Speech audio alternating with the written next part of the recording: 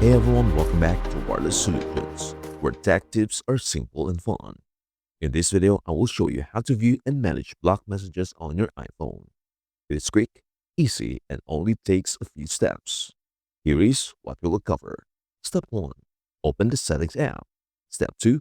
Go to the Messages settings. Step 3. View and manage blocked contacts. Step 4. Understand what happens to blocked messages. Let us jump right in. Step 1. Open the Settings app. On your iPhone's home screen, tap the Settings app, the gray gear icon.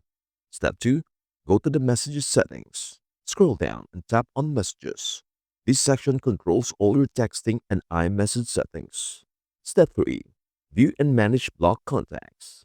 Scroll down again until you see blocked contacts. It is near the middle of the screen. Tap on it to see a full list of phone numbers and email addresses you have blocked. If you want to unblock someone, swipe left on their name or number and tap Unblock. Once unblocked, they will be able to send you messages and call you again. Step 4. Understand what happens to blocked messages. If you are wondering whether you can see messages that someone sent while they were blocked, the answer is no. Blocked messages don't get delivered or stored on your iPhone.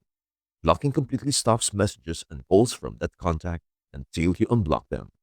So, if you ever want to restore chatting with someone, just unlock them and you can start messaging again normally. And that's it. That is how you can view and manage blocked messages on your iPhone.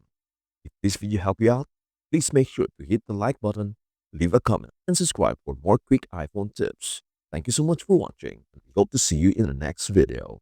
Bye for now.